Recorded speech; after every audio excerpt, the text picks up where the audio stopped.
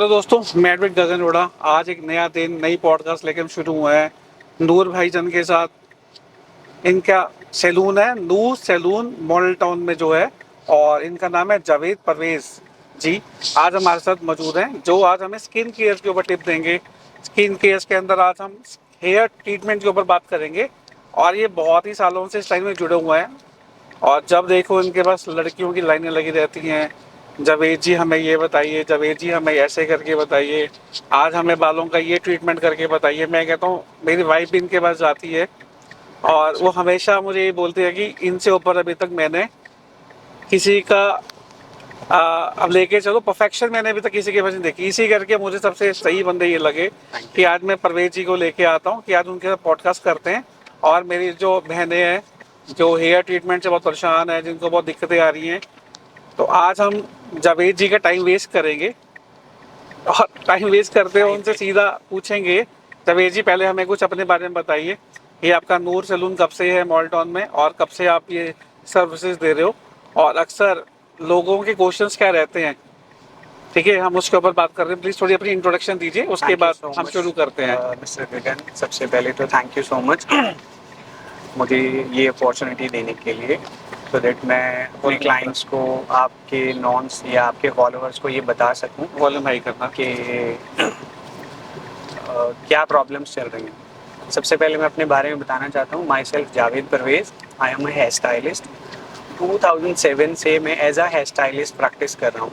2006 में मैंने डिप्लोमा किया था दिल्ली से, और उसके बाद कुछ महीने इंटर्नशिप करने के बाद फिर मैंने 2007 से एज अ हेयर स्टाइलिस्ट अपनी प्रैक्टिस शुरू कर दी थी फ्रॉम चंडीगढ़। ओके।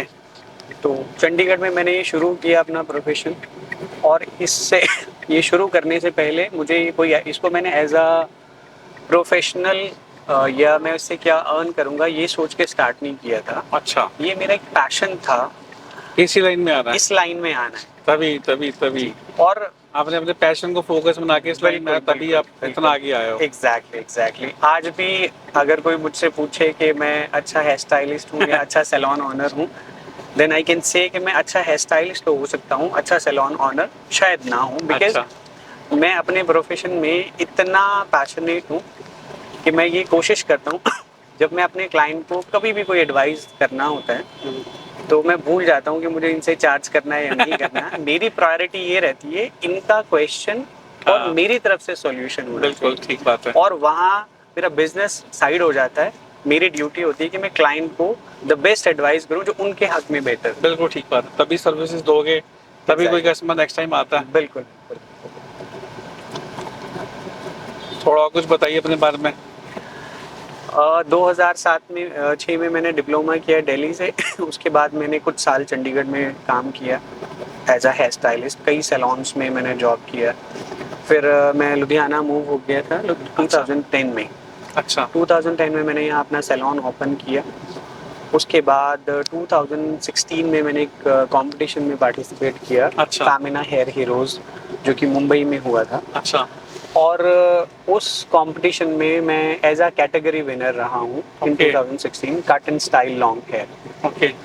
उसके बाद बहुत सारे इंटरव्यूज भी हुए हैं, बहुत सारे अपॉर्चुनिटीज़ मिली हैं, बहुत कंट्रीज में ट्रेवल किया to learn and understand hair dressing. Exactly hair dressing है क्या, और हेयर प्रॉब्लम्स क्या हैं, कौन से ट्रेंड्स चल रहे हैं। बहुत कई कंट्रीज़ में भी इसके लिए मैंने ट्रेवल किया कि कुछ अच्छा सीखा जा सके। बहुत सारे जो ग्लोबल रिनाउंड हेयर स्टाइलिस्ट हैं उनको भी मैंने स्टडी किया, रिसर्च किया, देखा है कि उनका वे ऑफ हेयर ड्रेसिंग क्या है, वो हेयर को कैसे डील करते हैं।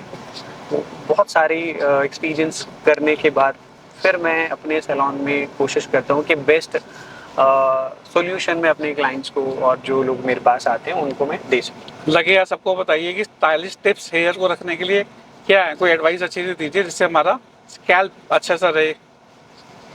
देखिए, सबसे इम्पोर्टेंट है कि बालों को अच्छा रखने के लिए सबसे इम्पोर्टेंट है आपके डाइट और आपका लाइफस्टाइल। ओके। अगर आपकी डाइट अच्छी है, आपका लाइफस्टाइल अच्छा है, आप अच्छा हेल्दी खाते हैं, तो ही आपका बाल अच्छा रह सकता है। बहुत सारे लोगों को लगता है कि हम कुछ लगाएंगे तो बाल अच्छा होगा। हाँ। ये सबसे बड़ा मिथ है। ओके। क्योंकि कुछ लगाने या ना लगाने से आपका बाल अच्छा नहीं होता। आपकी बॉडी खुद से वो सेल्स प्रोड्यूस करती है जो आपके बालों को रीग्रो करने के लिए जरूरी होते हैं। ओके। अगर आपकी बॉडी में आपका हार्मोनल सिस्टम खराब हो गया, आप जितना मर्जी कुछ कर लें, आपका बाल रिवाइव नहीं होगा, आपका स्कैल्प अच्छा नहीं रहेगा। ओह, अच्छा। किसी भी लेवल पे आप जितना मर्जी मेडिकेशन कर लीजिए, जब तक आपका बॉडी का मैकेनिज्म बेटर नहीं होगा, आपका बाल अच्छा नहीं होगा। ओके। तो बहुत सारे लोगों को ये लगता है कि शायद हाँ, हम तो शैम्पू बदल हम शैम्पू के बदल लेंगे तो हमारा हेयर फॉल रुक हाँ। जाएगा, हमारा जिनके मेल पैटर्न बॉल्डनेस शुरू होगी उनका वापस हेयर रिवाइव हो जाएगा, ठीक है।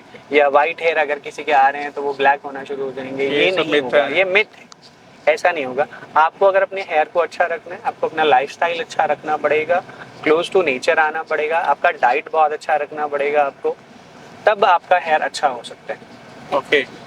एक आइडिया बताइए, वीक में हमें शैम्पू और कंडीशनर बालों में कितनी बार करने चाहिए?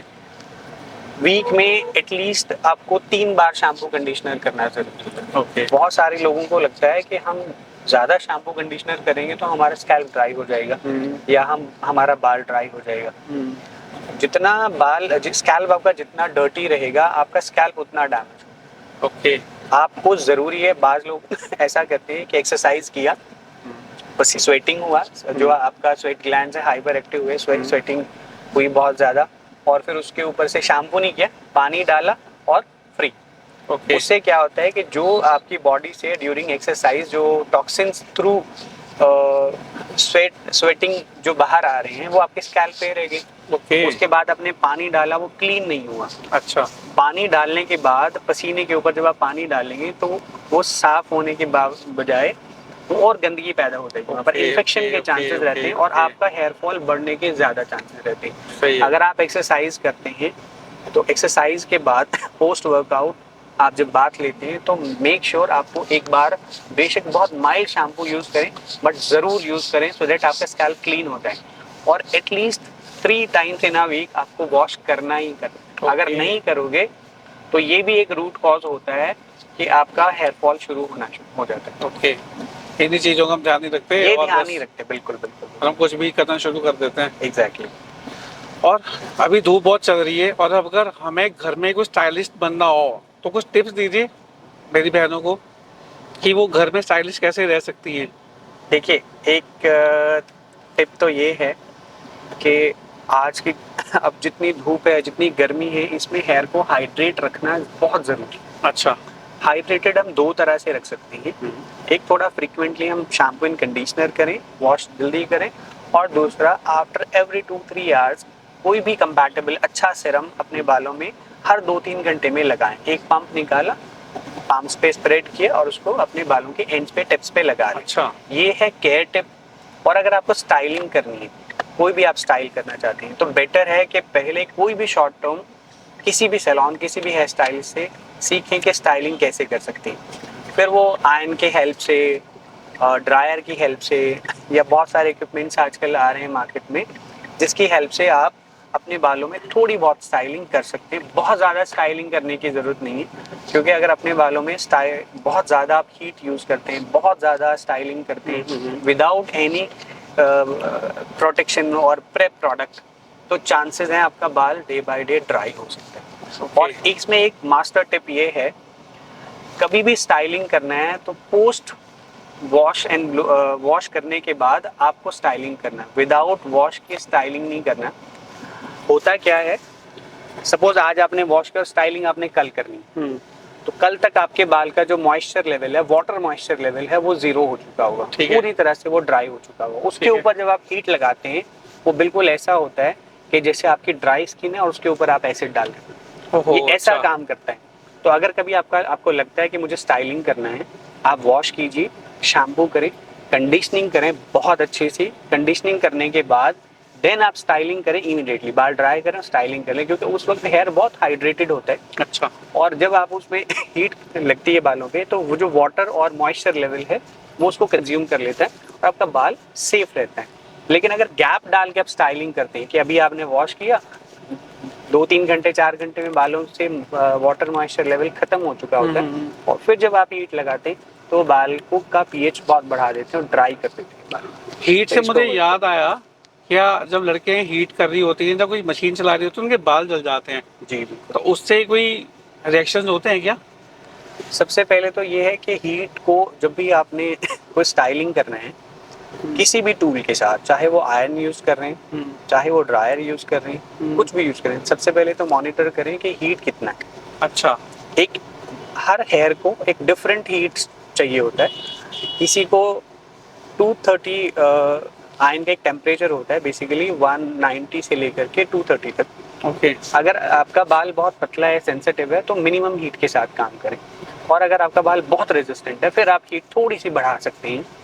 सबसे पहले तो ये ज़रूरी है कि हीट का ध्यान रखें। और अगर कभी ऐसा हो जाता है कि आपका बाल बर्न हो गया, जल गया, तो उसको रिपेयर करने के लिए ज़रूरी है कि आप कोई ट्रीटमेंट लें प्रोफेशनल सैलून से। अच्छा। एक बार बाल जल गया, आपने जलने ही नहीं देना। अच्छा। आपने उस स्टेज तक ही नहीं पहुंचने देना। ओके। और अगर आपका हेयर बर्न हो गया पूरी तरह से, तो फिर ये चांसेस बहुत रिड्यूस हो जाते हैं कि वो बाल रिवाइव हो जाए।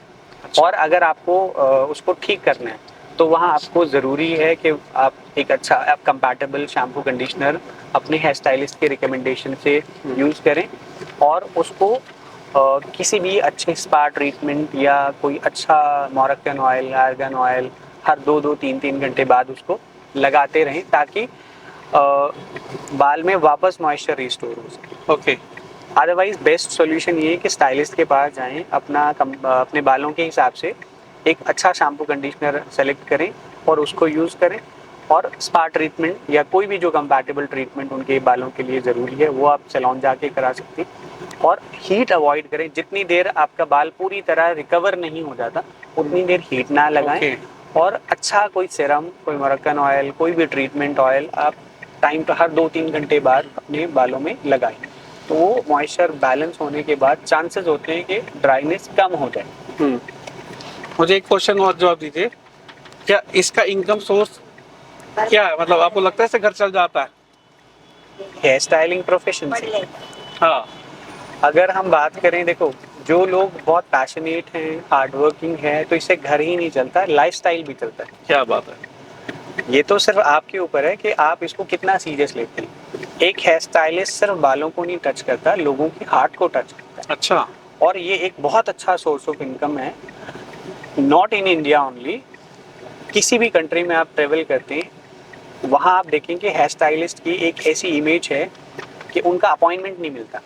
अच्छा। उनका अपॉइंटमेंट नहीं मिलता। यहाँ इंडिया में बेशक थोड़ा अलग ट्रेंड है, हाँ, लेकिन जो अच्छे हेयर स्टाइलिस्ट हैं यहाँ, उनका भी अपॉइंटमेंट नहीं मिलता। ओके। लेकिन आप पहले प्रोफेशन को कुछ देंगे तो प्रोफेशन आपको ये return तो है, ये करेगा। पहले प्रोफेशनल। लेकिन अगर हम ये सोचते हैं कि हम 2-4 महीने कहीं लगाएं और हम सीधा खड़े हो जाएं किसी सैलून कुछ में या नहीं किसी फ्रीलांसिंग करना शुरू कर दें, तो आपको इससे कोई रिटर्न की एक्सपेक्टेशन नहीं रख सकते। हाँ, अगर आप अपने प्रोफेशन को कुछ दे रहे हैं, तो प्रोफेशन आपको इतना कुछ देगा कि आप अंदाजा भी नहीं लगा सकते। बाहर तो पर आर के हिसाब से सब लेते हैं मेरे ख्याल से तो। जी बिल्कुल बिल्कुल बिल्कुल।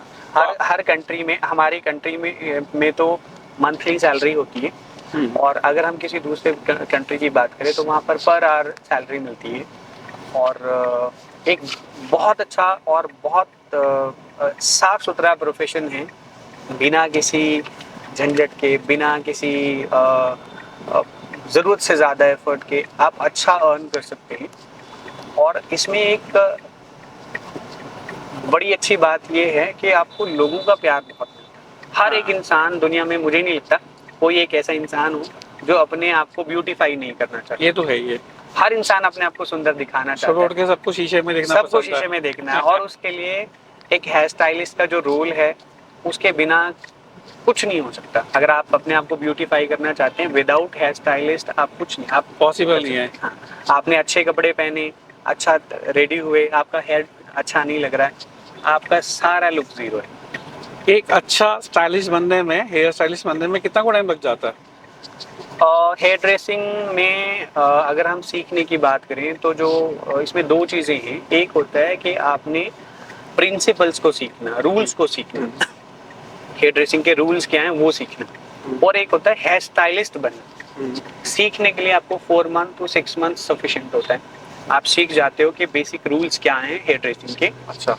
बाल कैसे काटने, बाल है क्या एग्जैक्टली, कलर कैसे करना है, सारी चीज़ों को, एक प्रिंसिपल्स को, रूल्स को सीखने के लिए आपको 4 महीने सफिशिएंट होते हैं, 4 से 6 महीने। लेकिन हेयर स्टाइलिस्ट बनने के लिए आपको कम से कम 1 साल लगता है।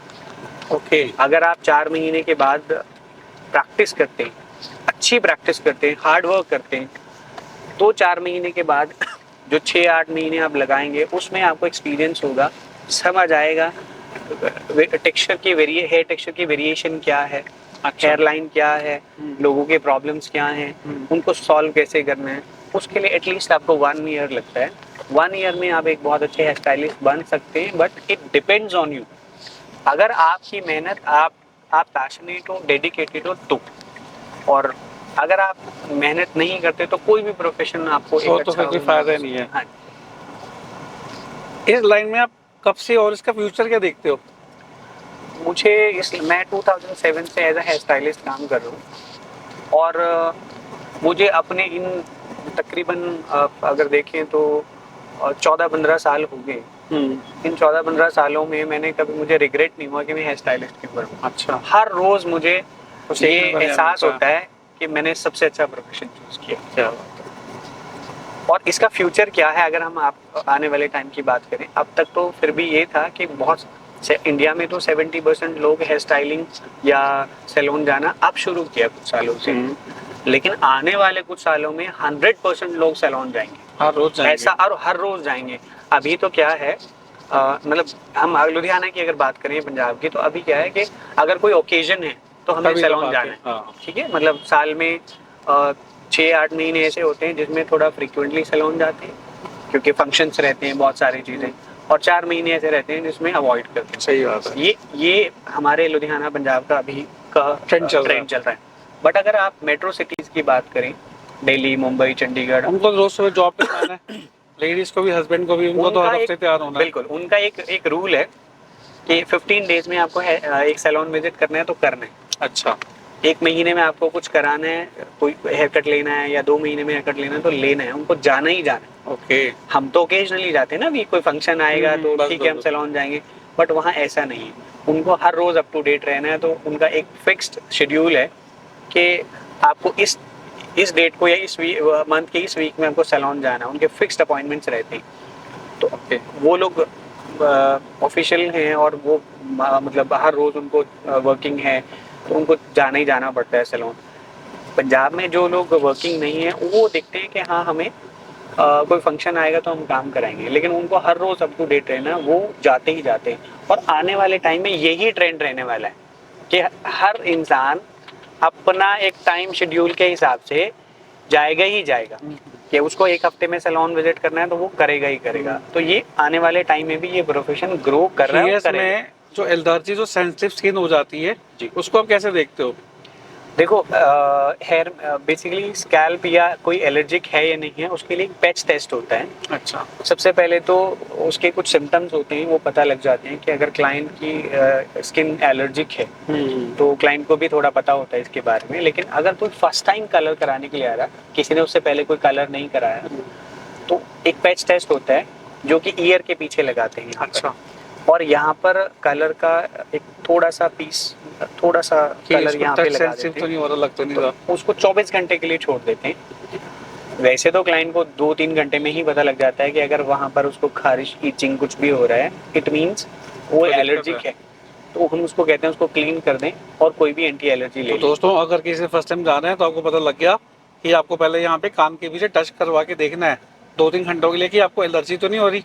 अगर हो रही है तो उसे चेंज करवाओ उसी टाइम। एग्जैक्टली, उसको फौरन उसको वहां से क्लीन करना है और डॉक्टर से कंसल्ट करके आपने एंटी एलर्जी ले लेंगे, वो ठीक हो जाएगा। फिर आप किसी भी कलर में नहीं जाएंगे। बहुत सारे लोगों को लगता है ये कलर नहीं, ये कलर करने से ठीक हो जाएगा, वो कलर करने से इसकी एलर्जी नहीं होगी। अगर कोई एलर्जिक है तो उसको हर कलर से एलर्जी होगी।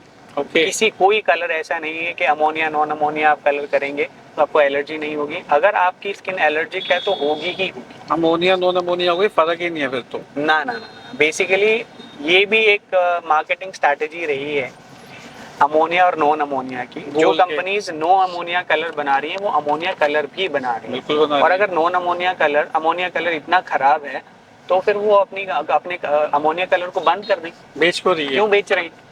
तो ये एक बेसिकली ग्लोबल मार्केटिंग स्ट्रैटेजी थी कि हमें हमारा एक प्रोडक्ट बिक रहा है, वो एक ए बाय कर रहा है, हमें बी को भी सेल करना है, तो हमने नॉन अमोनिया मार्केट में प्लेस कर देना है। तो ये एक बेसिकली मार्केटिंग स्ट्रैटेजी होती है, जबकि दोनों के अंदर एल्कलाइन एजेंट होता है। फर्क सिर्फ क्या है, अमोनिया की जगह उन्होंने उसका सब्स्टिट्यूट यूज किया होता है। ज्यादातर क्लाइंट को ये लगता है कि नॉन अमोनिया है तो ये सेफर है। हाँ, ऐसा नहीं, हम भी यही सोचते हैं। ऐसा अगर हमें नहीं, एलर्जी हो रही है तो नॉन अमोनिया एक बार ट्राई करके देख लो। हाँ, हम कहते हैं ये तो बिल्कुल ठीक है, अब तो ये यूज करेंगे। नहीं। अगर रिएक्शन हो रहा है तो किसी भी कलर से होगा, चाहे वो अमोनिया हो या नॉन अमोनिया हो। अमोनिया बेसिकली रूट कॉज नहीं है एलर्जी का। अमोनिया से एलर्जी नहीं होती है, एलर्जी की वजह होती है पीपीडी। और कुछ उसके इंग्रेडिएंट्स ऐसे होते हैं जो सभी कलर में सिमिलर होते हैं, जिसके बिना कलर बनता ही नहीं। तो वो सभी कलर के अंदर होती है। वो एलर्जी अगर हो रही है तो आपको कभी भी अगर कोई कलर ट्राई भी करना है, तो जो मैंने पैच टेस्ट का तरीका बताया, आपने वो पैच टेस्ट ट्राई करना है। पैच टेस्ट किया, आपको एलर्जी नहीं हो, then you can go for colour. Okay, otherwise colour नहीं लगाना। समटाइम्स ऐसा होता है, एक क्लाइंट 15 सालों से कलर लगा रहा है, ठीक है, और उसको लगता है मुझे एलर्जी नहीं होगी। ये भी मिथ है। एलर्जी उसको भी हो सकती है, कभी भी हो सकती है। 15 हमने अपने एक्सपीरियंस में ये देखा है कि हमारे कुछ क्लाइंट्स हैं जो बहुत टाइम से कलर लगा रहे हैं, लेकिन सडनली उनको रिएक्शन होना शुरू हो गया, तो उनको कलर छोड़ना पड़ता है, या फिर कुछ ऐसे सब्स्टिट्यूट्स अप्लाई करने पड़ेंगे जो कि डाई में आएंगे, मेहंदी फॉर्म में आ सकते हैं, बट कलर फॉर्म में नहीं आएगा। डाई और मेहंदी में क्या फर्क आ रहा है? मेहंदी और डाई तो हम एक ही तरह से कंसीडर करेंगे। उसमें बेसिकली कोई भी हाइड्रोजन पेरोक्साइड, अमोनिया या कोई पीपीडी नहीं होता। जैसे एक नॉर्मल से, वैसे अगर कभी रिएक्शन हो जाता है और आपको कलर करना है, मतलब अपने बालों को थोड़ा बहुत कलर करना है, तो जो नेचुरल हैना है आप उसमें जा सकते हो, वो सेफर है। लेकिन वो 100% सेफ है ये नहीं आप कह सकते। समटाइम्स हैना जो है बालों के अंदर ड्राइनेस क्रिएट कर देती है, क्योंकि वो ड्राई होती है, बाल का अपना मॉइस्चर को वो सोख लेती है, तो ड्राई हो जाता है। लेकिन उस वक्त में ये ठीक है, जब आपके पास कोई ऑप्शन नहीं है और आपको कुछ करना है, तब आप लगा सकते हो। वैसे एज ए हेयर स्टाइलिस्ट हम हैना रिकमेंड नहीं करते, क्योंकि हैना क्या करती है, आपके व्हाइट हेयर को ऑरेंज कर देती है, और जो ब्लैक है आपका ब्लैक रहता है। तो वो भी कहीं ना कहीं आपकी अपीयरेंस को खराब करता है। बालों के लिए डीप कंडीशन कितना जरूरी है? डीप कंडीशनिंग इतनी ज़रूरी है जितना आप अपनी लाइफ में मल्टीविटामिन ज़रूरी समझते हैं। अगर आपको हेल्दी रहना है या आपको एनर्जेटिक रहना है, तो आपके बॉडी में विटामिन लेवल पूरा होना ज़रूरी है। हमारे बाल का बेसिकली जो विटामिन है, जो प्रोटीन है, वो कंडीशनिंग है। क्योंकि जितने जो भी कंडीशनर बेसिकली क्या है, एमिनो एसिड्स और न्यूट्रिशंस है उसके अंदर। जब आप शैम्पू करते हैं तो आपका बाल का जो पीएच है वो बढ़ जाता है, हाई हो जाता है। तो उसको वापस लो करने के लिए और एक आइडियल पीएच पे लेके आने के लिए हमें कंडीशनर यूज करना पड़ता है, जो कि एक नॉर्मल कंडीशनर होता है। डीप कंडीशनिंग का मतलब ये होता है कि आप अपने बालों में एक अच्छा शैम्पू करें, अच्छा शैम्पू करने के बाद एक अच्छा मास्क के साथ डीप कंडीशनिंग करें, सो दैट अच्छी पेनिट्रेशन हो जाए और मॉइस्चर लेवल वापस रिटेन हो जाए। मॉइस्चर लेवल वापस जरूर अच्छा हो जाए।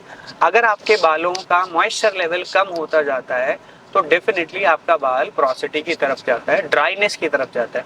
आपका हेयर ड्राई होगा तो डेफिनेटली वो लाइफलेस लगेगा, उसकी जो सुंदरता है वो खत्म हो जाएगी। इसलिए ये जरूरी है। डॉक्टर साहब, एक ना हमारा मिथ है जी, उसे क्लियर कीजिए। वो मिथ है कि रियलिटी है, वो तो आपने बताना है। क्या गर्म पानी से बाल और शैम्पू, मतलब गर्म पानी से शैम्पू करने से क्या बाल खराब हो जाते हैं? ज़्यादा गर्म पानी से शैम्पू करने की वजह से आपका स्कैल्प जो है उसमें वो ड्राई हो जाता है, और इवन हेयर भी ड्राई होता है। आप सिर्फ उस वक्त में ल्यूक वार्म वाटर यूज कर सकते हैं जब बहुत ज़्यादा सर्दी हो। बट रूटीन में आपको गर्म पानी नहीं यूज करना, और बहुत कम गर्म पानी अगर आपने यूज भी करना है तो बहुत ज़्यादा सर्दी के वक्त में, जब बहुत ज़्यादा सर्दी हो। अदरवाइज बहुत हल्का ल्यूक वार्म वाटर कि टेम्परेचर नॉर्मल हो, बॉडी टेम्परेचर जितना आप वार्म वाटर यूज कर सकते हैं, इससे ज़्यादा नहीं। कई लोगों को आदत होती है कि नहाने के वक्त में बहुत ज़्यादा गर्म पानी यूज करते हैं। वो डेफिनेटली आपके बालों को भी ड्राई करेगा और आपके स्कैल्प को भी ड्राई करेगा। सपोज मैं पहली बार आपके पास कलर लगवाने के लिए आया हूँ, ठीक है, और मेरे ग्रे हेयर्स बढ़ रहे हैं जी, तो क्या कलर लगाने से वो ग्रे हेयर्स और बढ़ जाते हैं क्या? हाँ, ये बहुत इंटरेस्टिंग सवाल है आपका। इवन ये एक मिथ है। बहुत सारे लोगों को ऐसा लगता है कि मैंने जब कलर लगाया तब मेरे 5 ग्रे हेयर थे, और जब मैंने 2 साल बाद अपने बालों को देखा तो अब 50 ग्रे हेयर हैं। हाँ आप एक सिंपल सी थ्योरी है इसमें, जब आपने कलर ही नहीं लगाया था तो तब ग्रे हेयर आए हैं ना, हाँ ठीक है। अब आपने कलर लगाना शुरू कर दिया तो जो ग्रेइंग का जो प्रोसेस है वो शुरू हो चुका है। आप अगर नहीं भी लगाओगे तो ग्रे हेयर तो बढ़ेगा डे बाय डे, क्योंकि वो अच्छा। प्रोसेस शुरू हो चुका है। और ये बेसिकली किसी चीज हेयर का ग्रे होना या ना होना किसी चीज के लगाने की वजह से नहीं होता। आपकी बॉडी के अंदर हमारे स्कैल्प में एक डर्मल पैपिला हम उसको बोलते हैं, जो कि कलर सेल्स प्रोड्यूस करता है। ओके। जब वो हमारी बॉडी का एक डिसऑर्डर है कि वो पैपिला जब कलर सेल्स बनाना बंद कर देता है तो उस वक्त आपका हेयर ग्रे होना शुरू हो जाता है। और Okay. ये बाल के हमारे स्कैल्प की उस नीचे वाली लेयर का काम है जहाँ तक किसी केमिकल के पहुंचने का कोई इम्कान नहीं होता। ओके।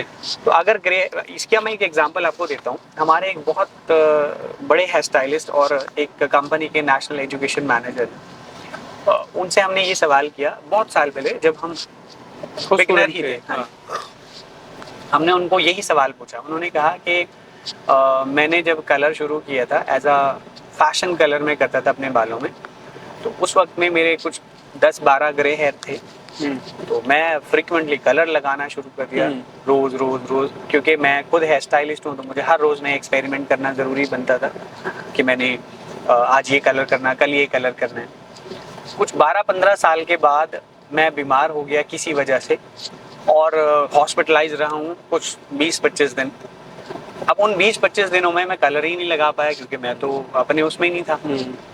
जब मैं वापस घर आया और मैंने वापस बैक टू वर्क कोशिश की कि अब मैं ज्वाइन करता हूँ वापस, मैं जब मिरर के सामने गया तो मैंने देखा कि मेरे तो जो हेयर हैं वो जो 10-12 ग्रे हेयर थे वो बहुत सारे हो गए, परसेंटेज अच्छा। बहुत बढ़ गई ग्रे हेयर की। तो एक पल के लिए मैं भी यही सोचने लगा नहीं यार ये बिल्कुल ठीक है कि कलर से ही ग्रे हेयर होती है। लेकिन उसके कुछ देर बाद मैं शेव करने के लिए गया। अच्छा। तो मैंने देखा यार मेरी तो दाढ़ी में भी ग्रे कलर आ उससे गया। ज्यादा ग्रे हेयर है। कलर तो मैंने हेड पे लगाया, हाँ। फिर मेरी अपना बियर्ड में क्यों ग्रे हेयर आ गए? ओके। अच्छा चलो बियर्ड पे भी हो सकता है हेयर का इफेक्ट बियर्ड तक आ गया हो। अच्छा। मैं जब बात लेने लगा मैंने मिरर में देखा मेरा बॉडी हेयर भी ग्रे हो गया। तो फिर मेरे को समझ आया कि नहीं ये मेरी बॉडी के का एक कोई डिसऑर्डर है जिसकी वजह से जो ग्रेइंग प्रोसेस है वो होना शुरू हो ज्यादा गया। होना शुरू हो गया। वरना जब तक कलर लगाया है, जब जैसे बहुत सारे लोग हैं आज भी ऐसे बहुत सारे क्लाइंट्स हैं जो पिछले 5 साल से 10 साल से कलर लगा रहे हैं और उस वक्त ग्रे हेयर नहीं था, आज भी नहीं है। ठीक है। क्योंकि उनका लाइफस्टाइल, उनका जो डाइट है, उनकी बॉडी का जो मैकेनिज्म है वो इतना अच्छा काम कर रहा है कि बॉडी के अंदर कोई डिसऑर्डर बन ही नहीं रहा। बन ही नहीं रहा, तो ग्रेइंग की प्रॉब्लम ही नहीं।